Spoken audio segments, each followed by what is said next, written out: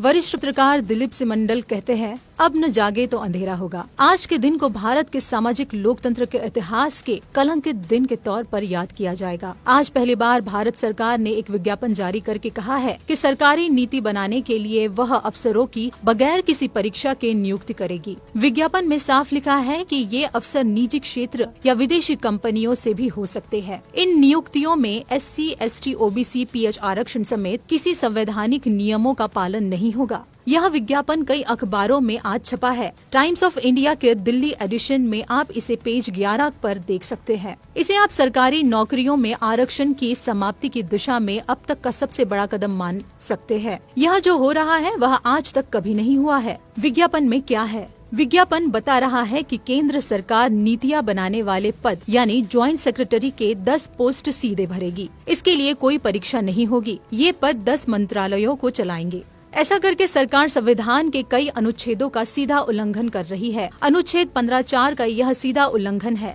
जिसमें प्रावधान है कि सरकार वंचितों के लिए विशेष प्रावधान करेगी। अनुच्छेद 16(4) में लिखा है कि सरकार के किसी भी स्तर पर अगर वंचित समुदायों के लोग पर्याप्त संख्या में नहीं है तो उन्हें आरक्षण दिया जाएगा।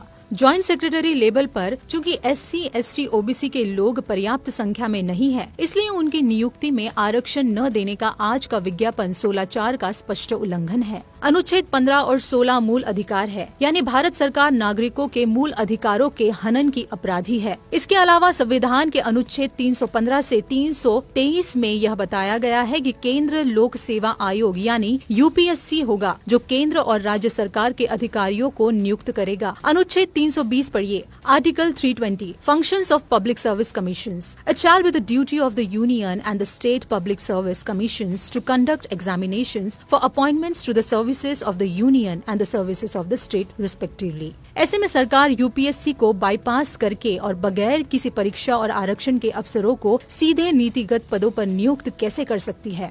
मेरा निवेदन है कि यह मामला जटिल है, लेकिन बहुत बड़ा है। आम जनता को इसे समझाने के लिए बहुत मेहनत लगेगी, तभी वह सरकार पर दबाव डालने के लिए आगे आएगी। यह काम समाज के प्रबुद्ध यानी पढ़े लिखे लोगों का है। कृपया संविधान को बचाइए, आरक्षण अपने आप बच जाएगा। अगर आज सरकार ज्वाइंट सेक्रेटरी की नियुक्ति बिना परीक्षा और बिना आरक्षण के कर ले गई, तो आगे चलकर क्या हो सकता है, आप इसकी कल्पना कर सकते हैं। बीजेपी RSS आरक्षण खत्म करने की घोषणा कभी नहीं करेगी। वह ऐसा ही शातिर तरीके से आरक्षण को बेअसर कर देगी। फिर आपको भी लगेगा कि आरक्षण से कुछ होता तो है नहीं। इसके बाद की कहानी आप समझते ही हैं।